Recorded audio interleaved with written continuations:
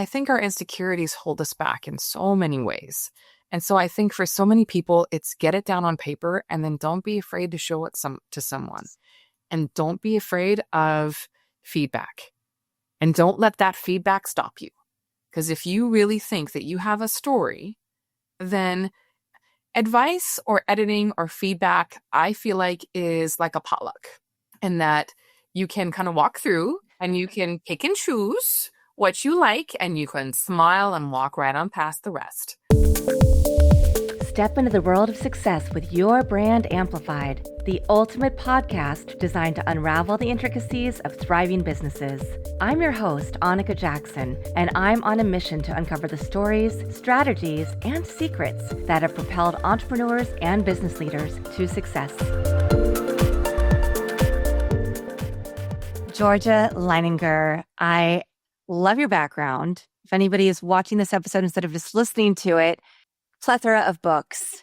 I have the same thing, not in the room I'm in right now, but I love books and my daughter loves books, and just it's so important to have the printed word. We read on our devices, but there's nothing like holding a good book.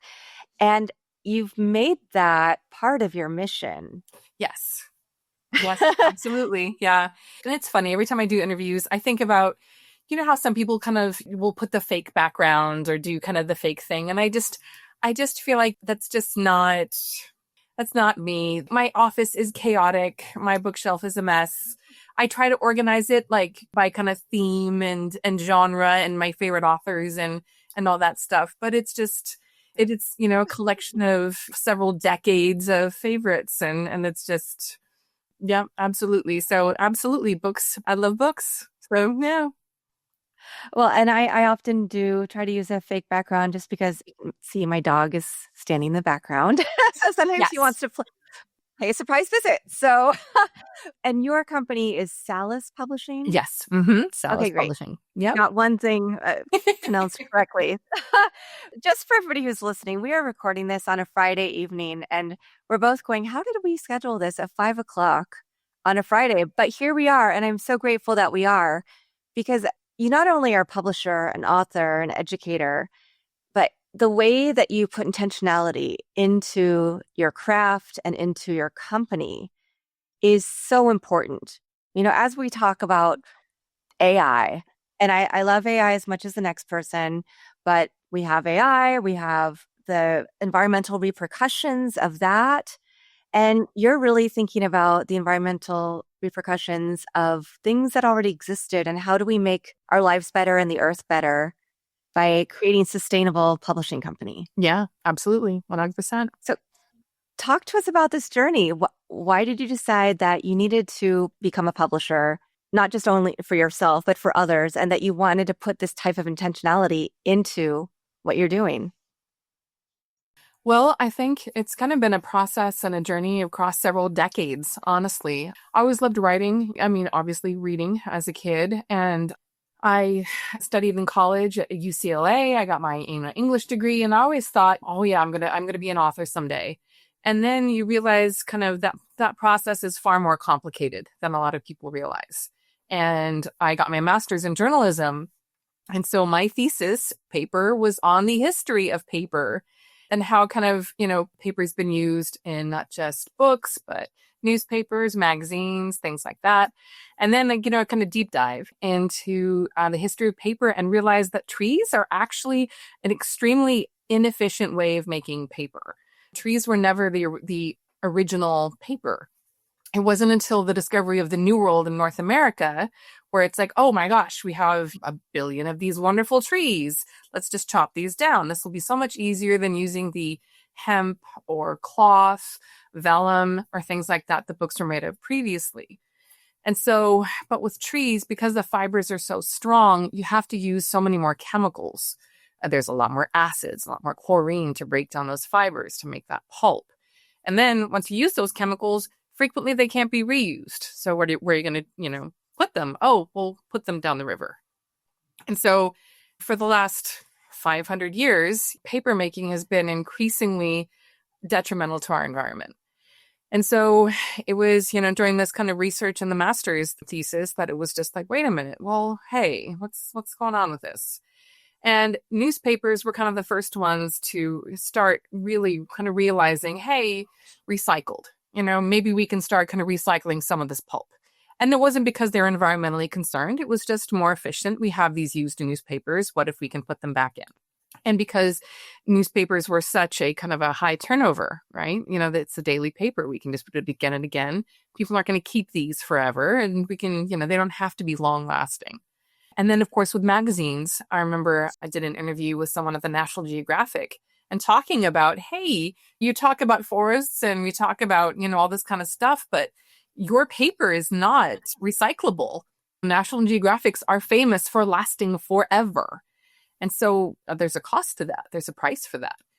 So long story short, it just really got me thinking. And several years later, I wrote my first children's book and I started the process of trying to find a publisher. And when I found one, I was so excited, first time author, woohoo! And so I brought up, hey, what about the idea of publishing my book on either tree-free paper like knaf or hemp, or what about recycled paper? And of course, and they're like, oh, that's adorable. No. And so it was just because book publishing, like many industries, definitely is set in its ways. And it's been in the last 20 years, as you just mentioned, with AI and everything like that, that publishing has, I think, changed, not because it wants to, but because it has to. And paper is just one of those. They have their contracts with their paper mills. They have their process. And the paper mills have their contracts. And it's been an established industry for so long that why should they change if they don't have to? And so with my first book, I finally caved and it was printed on regular old paper. And afterwards I thought, no, I'm not going to do that again. Like, no. And so with the next one, I wanted to kind of look into the self-publishing options. And of course, with Amazon and, KDP, well, what's environmental about that is at least it's print on demand. Because of course, another part of publishing is so many books, they print thousands and thousands of copies in the beginning because it's cheaper to print en masse. But then when they don't sell or whatever don't sell within that first, golden year, well, then what do you do? And so a lot of publishers, they'd rather claim a loss than hold on to copies that aren't going to sell. And they say that those books can get pulped, but frequently they don't. And so just because something can get recycled or can get pulped doesn't mean it does. So just everything about it. So with the second book, I thought print on demand. At least there's no waste there. It's still not a recycled paper, but hey. And by the time I wrote my third book, I had met enough authors, through conferences and being a judge and like for the Pacific Northwest Writers Association and stuff like that, that I thought, no, like it's kind of that, I guess, be the change you want to see. So I thought, well, I'm going to start my own company. And I found printers that have phenomenal 100% recycled paper and were just fantastic. And so found wonderful artists and graphic designers, and then you just kind of go from there. And so it's been a process. But I think it's important because I think with any author, whenever you hold that book in your hand, you want to be proud of everything about it. Not just the words that you wrote, not just the illustrations, if there are, or cover art or whatever, but everything. And so I wanted to be proud in the end. That's such a brand differentiator for you. People come on the show and talk about writing a book and why you should write a book and their process and how they publish for authors, but nobody has ever come on the show to talk about being this, and I keep using the word intentional, but truly, I love trees as well. And I love looking at them and I love the greenery and the things that they provide and the happiness they can bring to us and the joy and cleaning the air and all of the other wonderful benefits. And I've never really thought about making sure that everything, and not only your books, right, are made on recycled paper, but all of your mailers, like everything you do is instilled with the same values. And as you were talking about this, I'm thinking back my daughter's high school. Whenever they decide, oh, it's time to get new books from the publisher, these are outdated. Last year and the year before, they had shelves of books, and she took it upon herself and than me, of course, to rescue any books that weren't taken by other teachers and, we're just going to get thrown away. And so we ended up putting boxes and there's still, I think, several more boxes we could go pick up. We just haven't had time. But we picked them up and we found a place to donate them where people wanted those books, where they're like, we can actually use these for education just because this school says they're outdated because they're a couple years old. And so I think there's so many things we need to consider about this process. As you mentioned, just the amount of waste, whether it's the type of paper, the type of materials, not being able to recycle, or just the fact that we print things, and not to be political, but then whoever's in office can, or state by state, can decide what goes in. And then the next person says, no, we're not going to put that in, or, oh, we need to re-include this aspect because that's important to our history. We could go on and on and on, right? About the different issues. So how did you first attract others to your publishing house? I think it was kind of a variety of ways. So my first author was actually someone I've known for a long time, who's hilarious, Andy Domick. He's been a lifelong friend. And so when he told me about writing stories, and I was like, oh, okay, well, I'll read a couple. Why not? And they're hilarious. And so he had this kind of concept of taking our traditional kind of fairy tales and ruining them with cabbage. And just like, okay.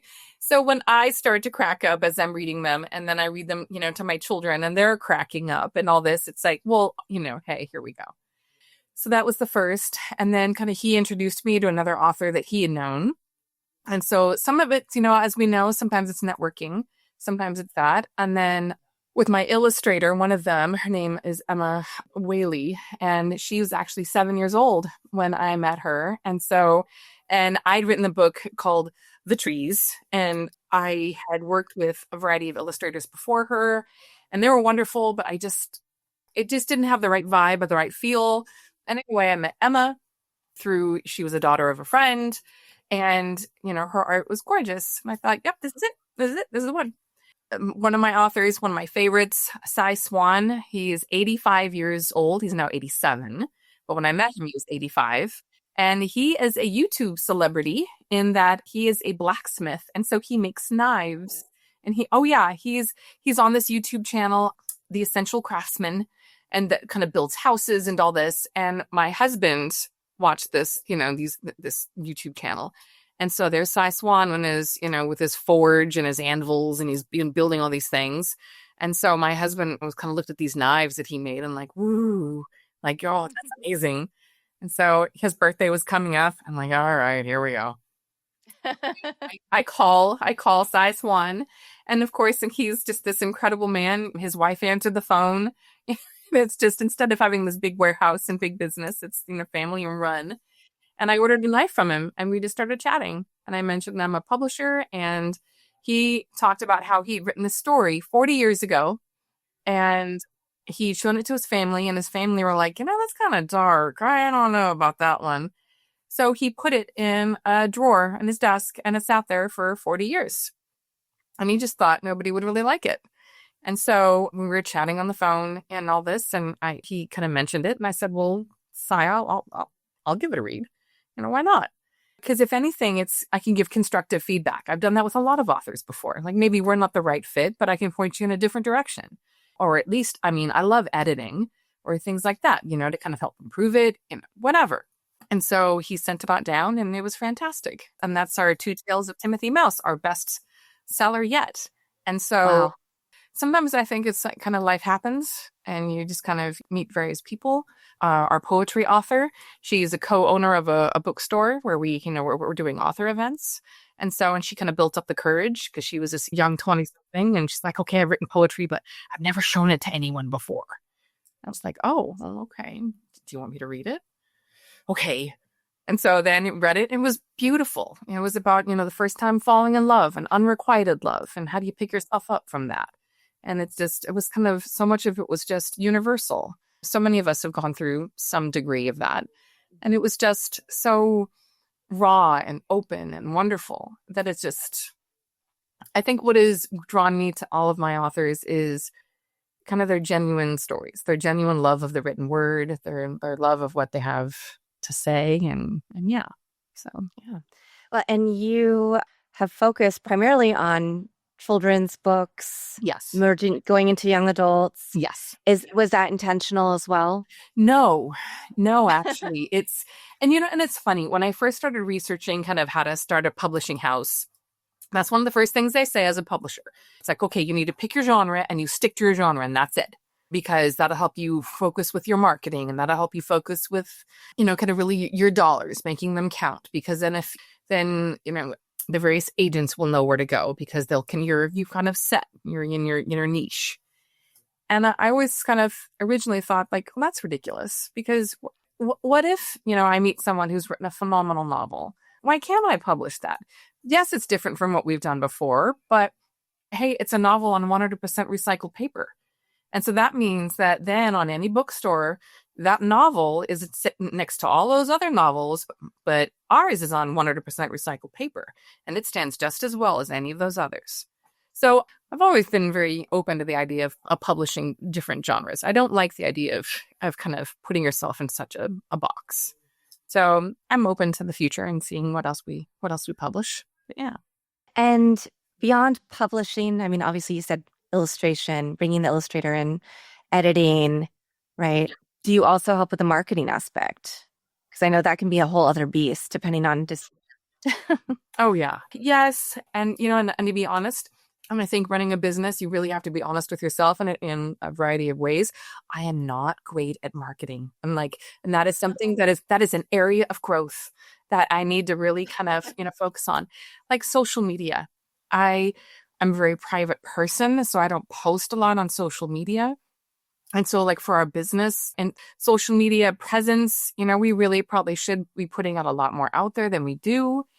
And it's just, I think that's hard. It's the balancing act, right? Because you're right, I'm an educator as well. And so I'm still a teacher. I'm 20 years in and I'm a mom and, and I've got, busy kids and we own a small little farm where we have goats and chickens and I get to deal with irrigation pipes and stuff like that and dogs and cats and just the whole variety. It's life, right?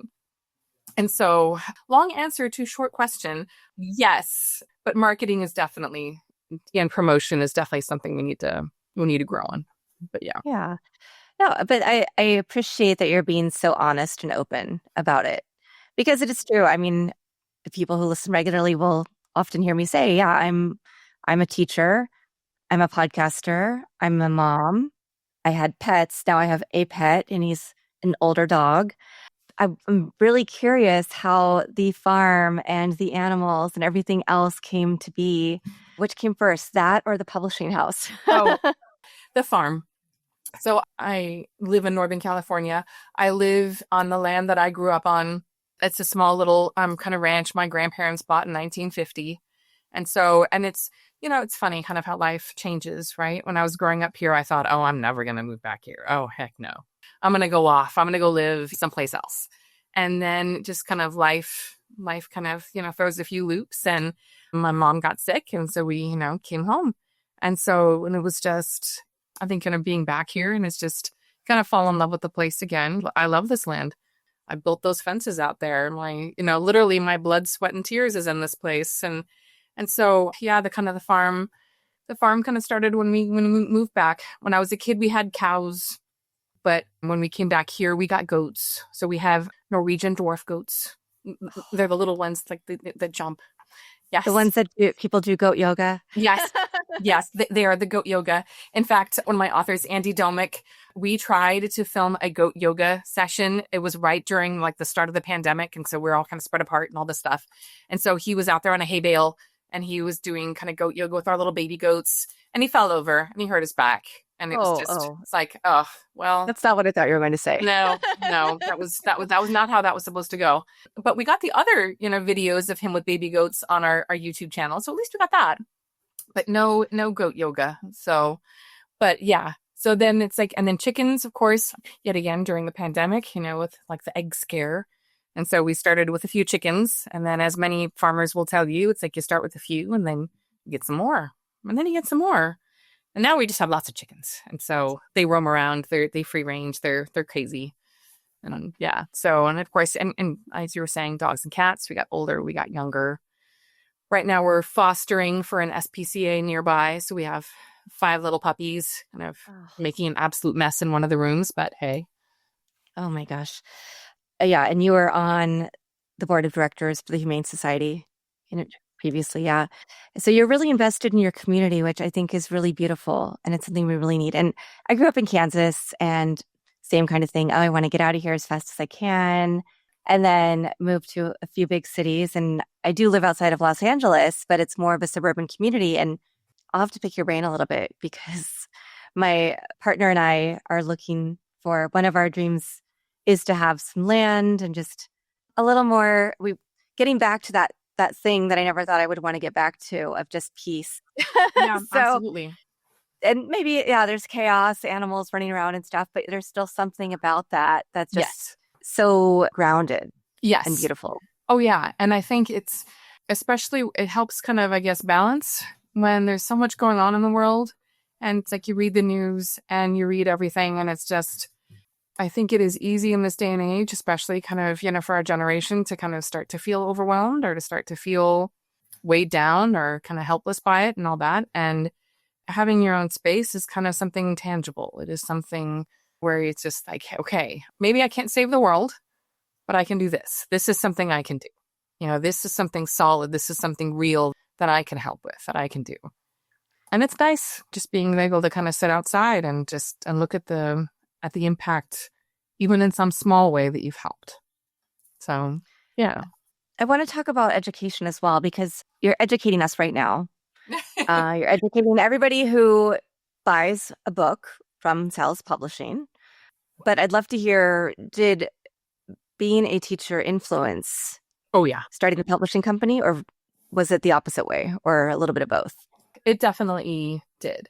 And it's funny because yet again, kind of life changes. When I was doing my journalism program, I thought, oh, I'm going to be freelance writer. I'm going to write for, magazines like National Geographic and Nature and all this. And that's my dream. I'm going to travel the world and write about environmental stuff. This is what I'm going to do. And my mentor at the university I was at, that's what she did. And she was in her late 30s, and she could tell you all these stories of all these places that she'd been and where she wrote and all the stuff. And she had just taken this job at the University of Oregon. And it was the first time that she had ever bought a house in her late 30s. And it was the first time that she'd ever gotten a dog. And it was that finally of like that setting down roots. And she was so proud of herself for all of the things that she had done before. But now it's like, oh, now I have a house. Now I finally have a dog. And for her life choices, it was, she never really wanted kids. She never really wanted to kind of, get married and settle down and kind of, do the typecast kind of role. And I respected her so much for her choices. And then it was something that's like, wait a minute, but I do want dogs. And wait a minute, I do want kids. And I do want to, get married, someday. I do want these things. And so then you have to kind of have those hard talks with yourself as far as, okay, well, what's my why? If I'm going to go be a freelance writer, there's sacrifice in every choice you make. And so what am I going to do? And so I did some volunteer work. I volunteered for an environmental organization in the Galapagos Islands. And so I was there for a while, and it was, you're fighting invasive species like blackberries. And I cannot tell you how much I hate blackberry bushes and blackberry vines and all that. Oh, it's a whole thing. That's a whole other conversation. But anyway, and while I was there, and I was researching for a story and all this stuff because I'm gonna write, right? And it was with the kids. Then I was practicing my Spanish, and it was these little kids on this island, and they wanted to practice English, and they wanted to hear about the United States, and they wanted to talk, and I'm talking with them, and I realized at the end of every day, that was my favorite part of the day, was kind of teaching these kids something. And whether it was language or whether it was about a story or whether, like, I minored in classics. So, I'm a huge nerd. And so I was telling them, like, I don't know, various, whatever things, right? And it was just at the end of every day, that little kind of teaching thing, that little kind of spending time with kids and learning from them. That was my favorite. And so I finished up that and came back and I got my teaching credential. And so I think I realized kind of my why early on was you want to make an impact. You want to, at the end of the day, at the end of your life, you want to feel like you've done something. And for me, education was a huge part of that. So I got my teaching credential and I focused on English language learners And that's how I kind of got into it. And so, and then with teaching, I think it kind of goes to show every generation, yet again, 20 years in, every grade level, every year has had something different going on, has had a different experience, a different impact, a different thing. And so when I wrote my first book, I wrote in English and Spanish, and I was pregnant at the time with my son. And so I thought kind of, okay, what would I want to see in a world where anything was possible? And so I wrote this, kind of whimsical, hey, this is a crazy world. All these things, could happen. And then my second book was when my son was little and I was pregnant with my daughter. And it was just, I was reflecting back on my two first dogs, my rescue dogs, who were these crazy escape artists, kind of reflecting on these stories I would tell about my crazy dogs to my first students, who are these high school students. And I would just kind of I'd walk in and oh, my dogs escaped again. And these kids would just crack up. And so I just thought, it was kind of that line from Shakespeare. So long as men can breathe, our eyes can see. So long lives this, and this gives life to thee. And so I thought, after my dogs passed, I'll tell her story. And it still cracks up kids.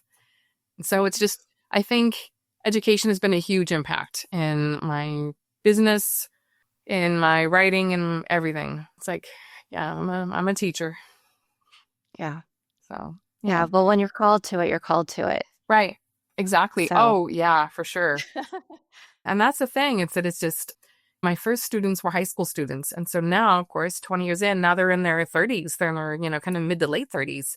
And so one of them just reached out and she's like, I'm a high school teacher. And I have to admit, I had mixed feelings about it. I was like, oh, honey, no. Oh, honey.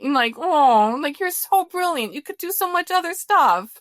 And it's just, and I know part of that was just because I'd had a bad day. I was dealing with, parents and all this kind of stuff. And so I think she will be a phenomenal teacher. I think she'll make a huge impact.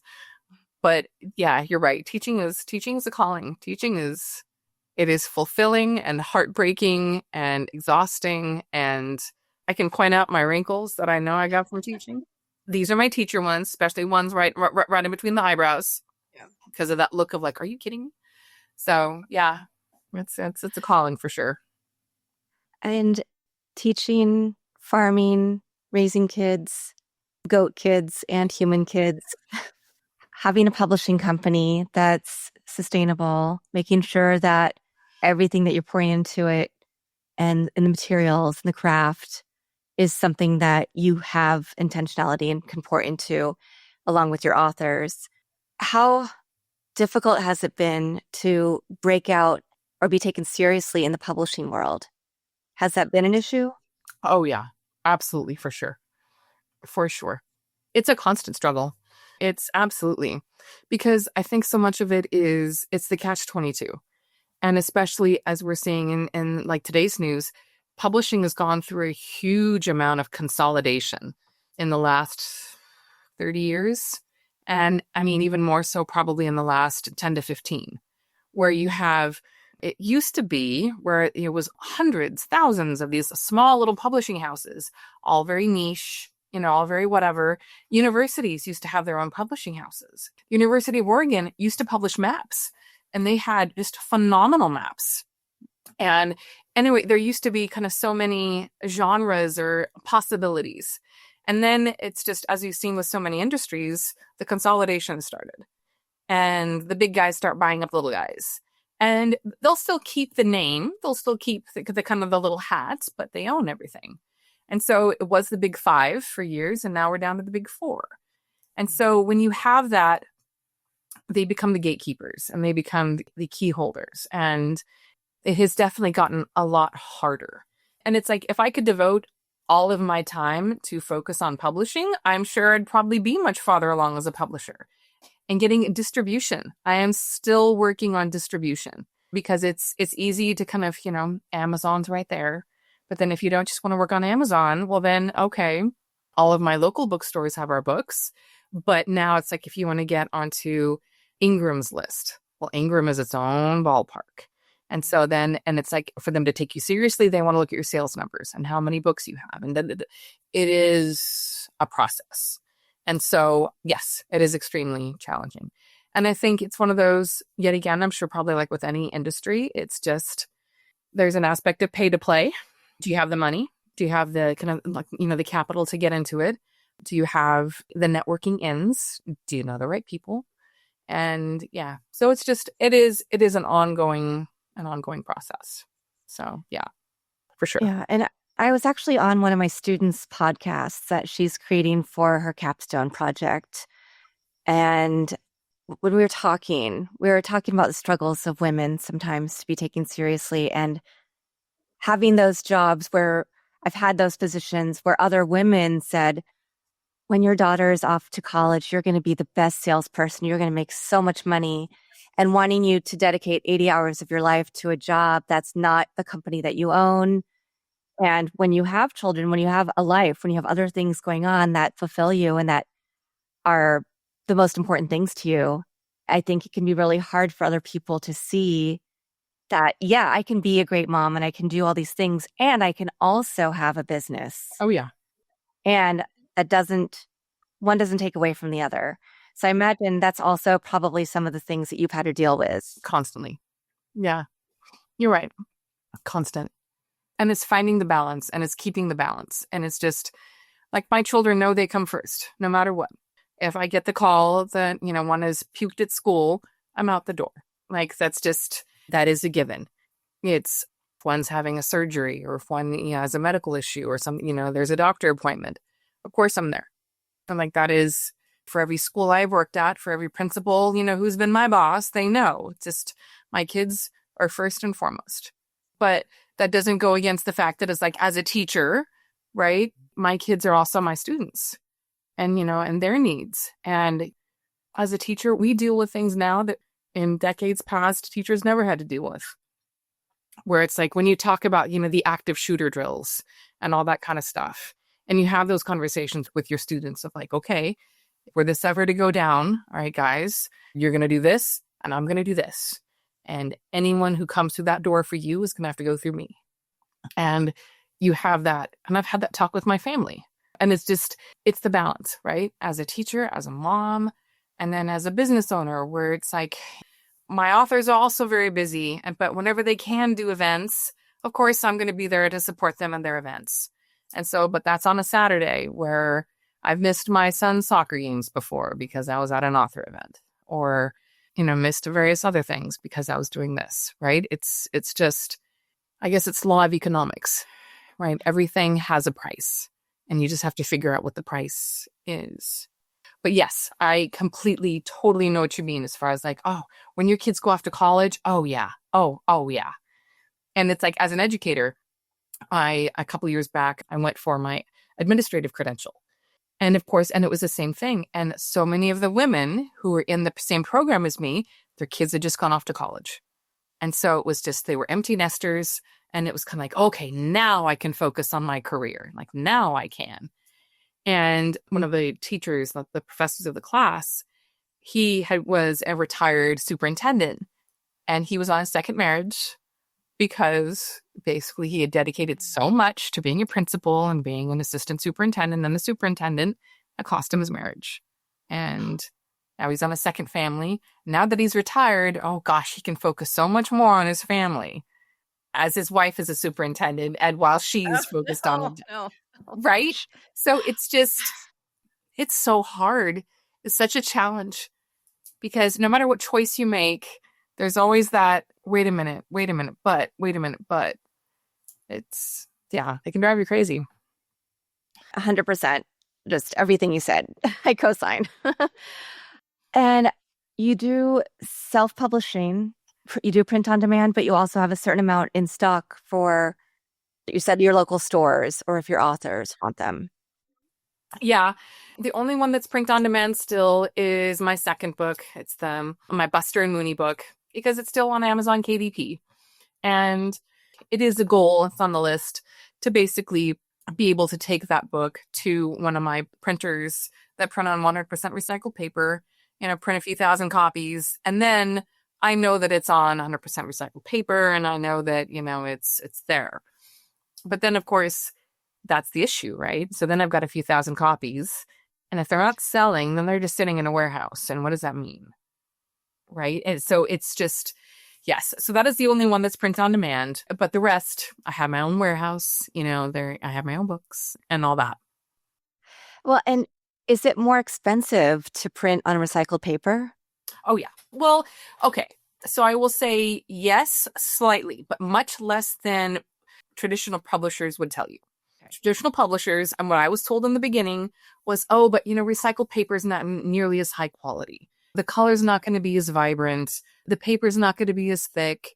Oh, and it's just so much more expensive. It's cost prohibitive to print on recycled paper. And fundamentally, no, it's not. No, it's not. Is it slightly more expensive? Yes. But like with any industry, with more demand, the price will go down. And so as demand increases, prices will become more competitive. So with our first book, with our first 3 books that we printed, the price of the paper was one price. By the time we put out our next one, it had already gone down. And so it's just, things are changing. And it's just, especially so I've worked with 2 printing companies that have been absolutely phenomenal. And the second one, with our last print run, they were kind of talking about how more and more industries really do want to get into and be able to proudly say, this is on 100% PCW, post-consumer waste recycled paper. Like, it is kind of that bragging right. As our kind of society has a more kind of collective consciousness of our environmental impact, people do want to start saying, hey, we promise we're green. Like, we promise we're thinking about these things. So yet again, long answer, short question. It's more expensive, but it is not cost prohibitive. It is not business prohibitive. It's the right thing to do. Yeah. Yeah, I appreciate that. And that you're really sharing a wide perspective. So from when you were first doing it to now, and why it's still a really great and viable option and something everybody should be considering if they are going to publish a book. Well, and I think kind of like, as you had mentioned before, so many authors, especially first-time authors, were so excited about, hey, I'm finally going to get published. It's finally going to happen, that I don't think a lot of authors realize how much power they have in the publishing process. I don't think a lot of authors realize if they put out, hey, I want my book on recycled paper, or I want my book on even partially recycled paper, or on FSC, like the Forest Stewardship Council. Like, that's not great, but it's better than just regular pulp. I think if a lot of authors, and especially well-named authors too, they start pushing, and they start saying, hey, before you make a lot of money on my book, I want it this way. And hey, maybe it might impact your bottom line a little bit. It's still important. I think a lot of authors, because we're so excited about, holding that book, we don't realize that we can push. We don't realize how much power we have. And yeah, my one advice to authors is, when you have the agent, when you've got the ball rolling and you feel like you're starting to really get successful, just realize that you can push for what you want. Not just about your own written word, not just, I really want this cover as opposed to this or whatever, but on the paper that it's printed on too, and on the number of copies and what's done with returns. A lot of authors don't realize that. And contracts stipulate and can stipulate what's done when Target returns books, or, your big box stores return books, because typically they have a 90-day sales quota or a sales window. What happens to all those thousands of books that didn't sell? Okay, well, as an author, you can say what happens. You can say, I want those donated, or I want those stored back in the warehouse. If you don't, well, then they're going to get pulped or tossed. So it's just, I think authors, knowledge is power, and being able to know and to push. Well, and I do feel like probably everybody has a book inside them. Probably every single person who's listening right now has a book that they want to publish someday. What is a good first step to get past that someday? Because I hear this a lot also with people who want to start podcasts. They want it to be perfect. Oh, their first episode wasn't great, so they're going to re-record it 3 times. And I say, don't worry about that. You're going to get better the more you practice, the more interviews you do, or the more you just use your voice. So just get it out there and you'll improve. And your first episode doesn't need to be great. And I'm sure for books, I mean, obviously you want first book that's published to be really strong, but you at least have to, what do you say to encourage people to just start? Yeah, just do it. I think it's just like you say, it's just get it down on paper, kind of see that story in front of you. And then I think what a lot of writers do initially is they're so invested in like that original, that's my idea. And of course it's perfect. And then they're so afraid of criticism and they're so afraid of editing. Not just what if someone doesn't like it, but what if someone wants to change it? What if someone wants to this? It's all the what ifs. It's all the what ifs start stirring in the head. And like I say with my author, Cy Swan, Cy's story is hilarious, but it is kind of dark. It starts off and the main character is a mouse, and this cat comes in and eats most of his family. And so it is dark, but it is also hilarious. And then he's a problem solver. And so he took initial criticism as like, oh, no one's going to like it. And that cost him 40 years. And it was random that he told me that, kind of story because I'm buying a knife from my husband. I think our insecurities hold us back in so many ways.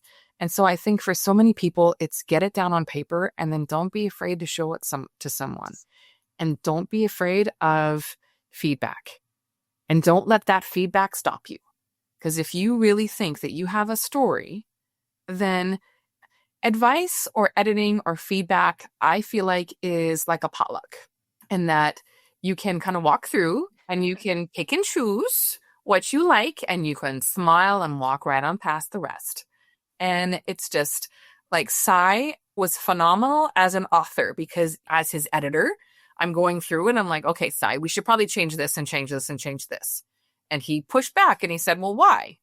And so I'm going through and some of the stuff, the editor and copywriter in me is just like, well, because, that's a split infinitive and that's this, and we need to put a comma here and blah, blah, blah.